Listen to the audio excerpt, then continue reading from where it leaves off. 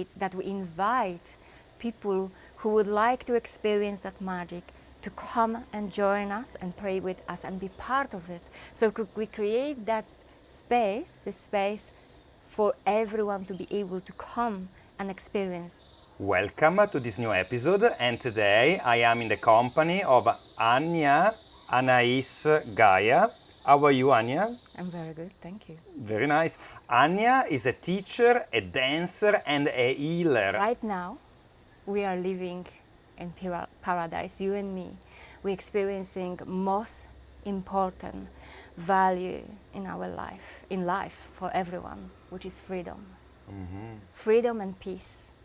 And at this very moment, it's incredible privilege. Not long time ago in my dance, when I stopped, I realized that I create in my life every single thing, from the smallest to the biggest dreams, achieve everything I ever wanted. And I stop with that. So first thought is, right, human things, okay, I achieve every goals, let's create new list, new goals. Mm-hmm. And then I realized, no, why not just immerse myself in that happiness and just allow it to experience, just be still and appreciate it. So that was the first step. But the second step, I looked around and I saw so much beauty and peace. And then I realized what is beyond that on the world. And I realized that we've been given the biggest gift, which is freedom. And the thought arises, how dare I be so happy and have everything, freedom and peace, when maybe the world at this very moment not experience that. How can I be happy? Do I deserve that happiness? And it was a very powerful moment in my life. And then I started thinking, what can I do? And is me focusing on what's happening on the world can change anything? Can I help in that way? And I believe that everything is energy. We are energy, everything is energy. Yes. So it's about whatever you send out, give, receive. So it's a resonance, a frequency. So if I would focus on the misery or what's happening fully in the world, which kind of resonance I will send to the world? What will be my gift to the world? It will be the same energy. Will I help through that? I really don't have any power what is happening there, but I do have power. I am in power of what happened in my life, in my world. And that's how I decided that through my prayers, and everything in my life is a prayer. I pray through dance, I pray through songs, I pray through be still and immersing myself in nature. So I decide that each single prayer, it will always have this one main prayer for myself and for the whole world. May all beings be free and happy. Loka samasta sukhino bhavantu. Beautiful. And I almost feel like this is our duty here, to be happy, to fully allow ourselves to connect with everything we can be and expand in that joy, expand in that light. And if what we expand, that light, will be sent out to the world, what can happen? Like a butterfly effect will touch in some way the world. What you're saying is really beautiful, and it reminds me of a principle I learned during my yoga studies, the principle of resonance, where indeed frequencies are emitted and received constantly. And it's impossible to have control over what's out there, but you can influence your resonance, your vibration. Yes. You can do that through prayer, maybe as you do, or through yoga postures, or through meditation, and just to being very aware of the fact that indeed this energy is constantly exchanged. And I love the way you say that the best gift to the world we can give is to be happy, because that means having a high resonance and influencing people around us through our high resonance. Is that what you mean? Yes, that's absolutely what I mean. But as well, there is one little thing I would like to add about being happy and what it really means be happy. And I don't believe that it's about to be all the time happy. It's very important to be truthful. It's very important. I think the most important is to find balance, the center, peace. And from that point zero, from that stillness, we can truly be happy. We can choose what we want to be.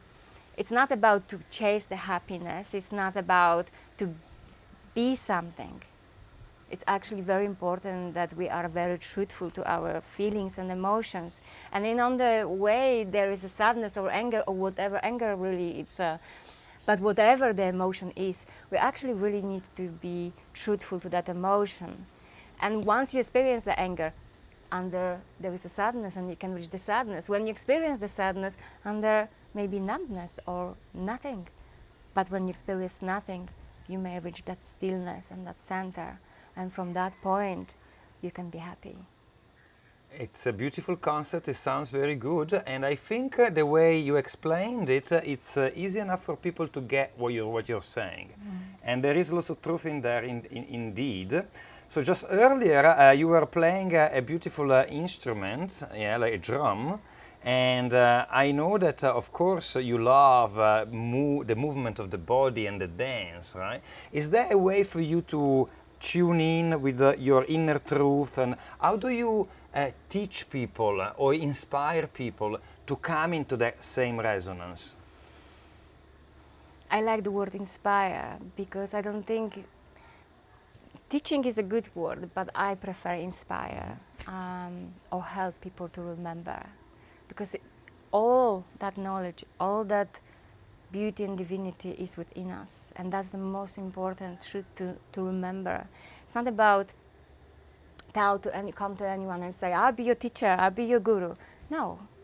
No. You are a guru yourself. Find your own inner knowing. Find your expression, how you will connect with divinity. Mine is dance. Mine is connecting with the frequencies and allow that sound flow through me. So it's not even singing, it's more chanting, it's more making voices and instruments. I play on shamanic drums, but as well on a big gong, which has the resonance of the heart. So it's very demanding. The gong demands step to the heart. It's a heart resonance. It's a very powerful, beautiful tool. So I work with the sound and the movement, energy. The most important, intention. Like I said, everything can be prayer. And what it means, the prayer, is this very focused intention. What we're asking to the world, what we're asking the universe for, that prayers is sent out. And then I open myself and I allow the music dance through me. That's why when people say, oh, you're an amazing dancer, and I say, I don't dance, I pray. I open myself to music, and music dance me. I open myself to the melody, to the voice. This is my expression, my connection with divinity. But some other may find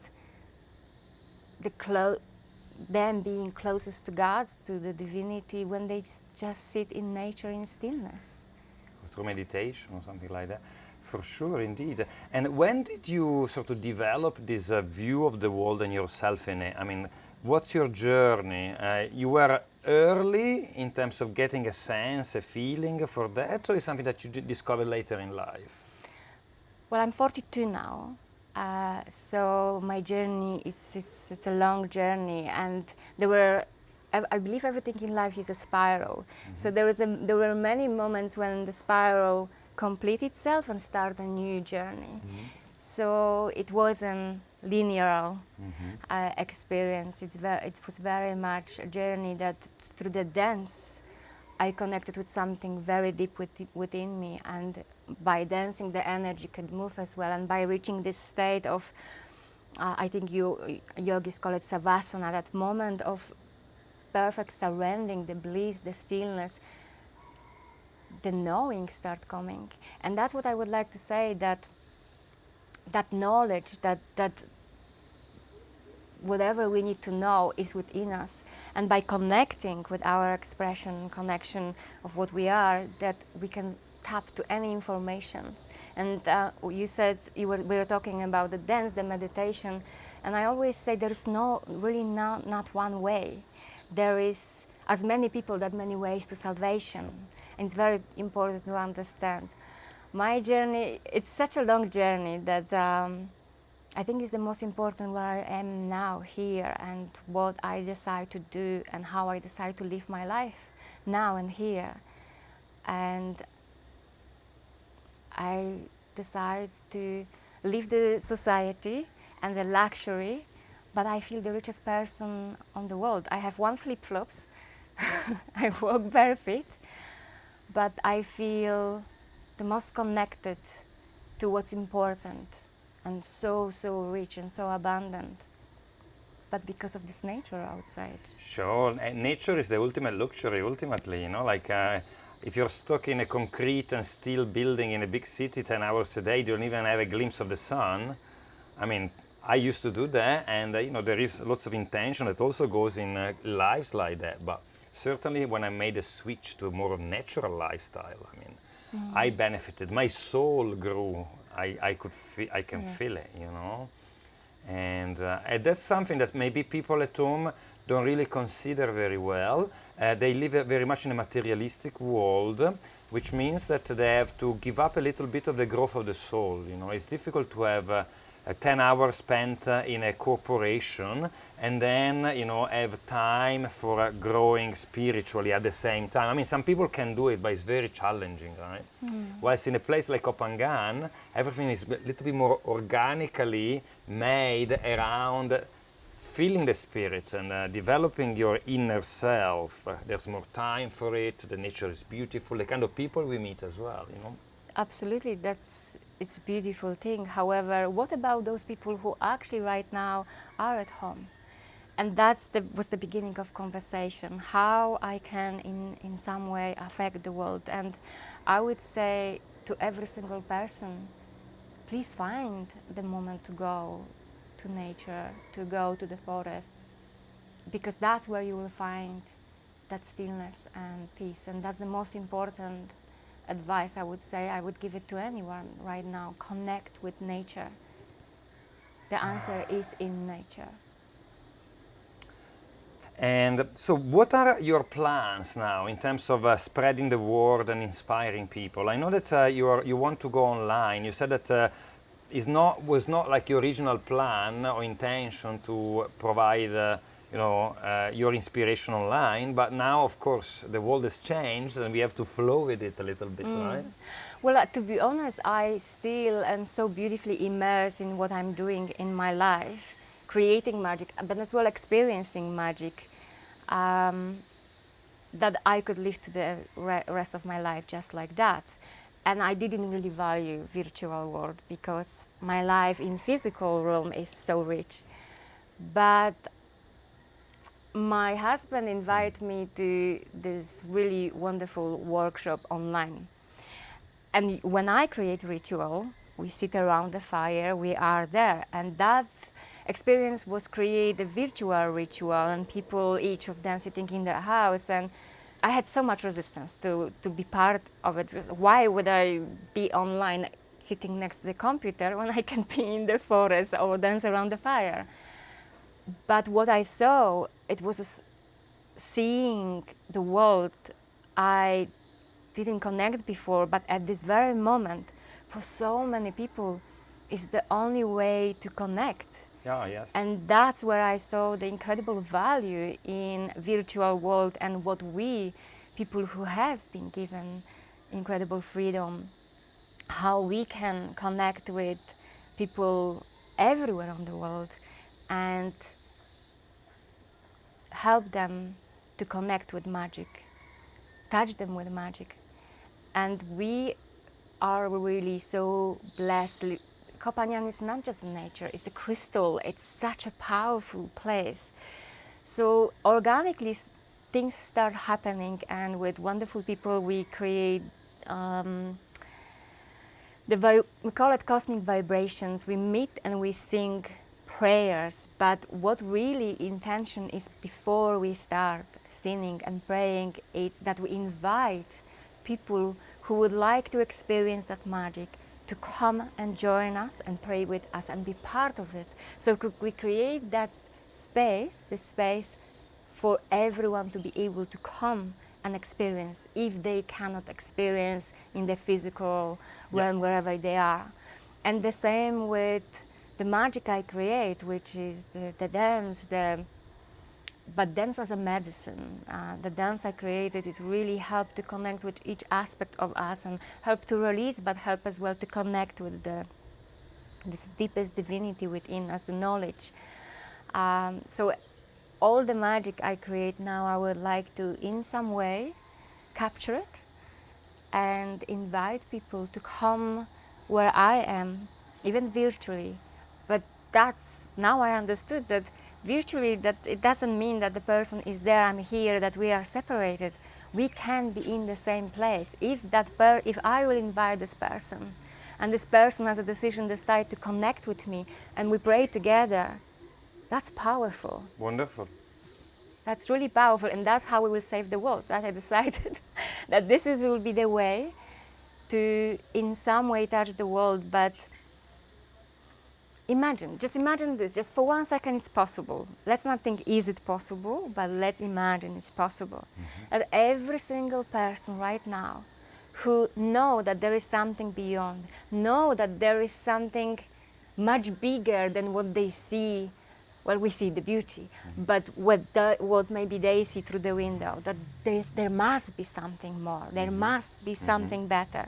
That each person which their heart is open right now, every single person, every single heart on the world right now would stop for a moment, and we all connect with this one prayer, Loka samasta sukhino bhavantu, may all beings be free and happy.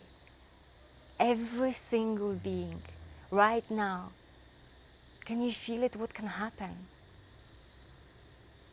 Anya, it's really inspiring chatting to you. And I'd really recommend anybody coming to Koh Phangan to experience one of your rituals, one of your ways of holding space for others and praying together with sound, with dance, and with this feeling of magic, as you call it. Celebrating life. Celebrating That's life. What we're doing, we're celebrating life. With a great intention of raising the vibration and saving the world, or helping everybody else to feel this magic at the same time. It's a wonderful thought, isn't it? It's a beautiful thought. What if it's possible? What just if?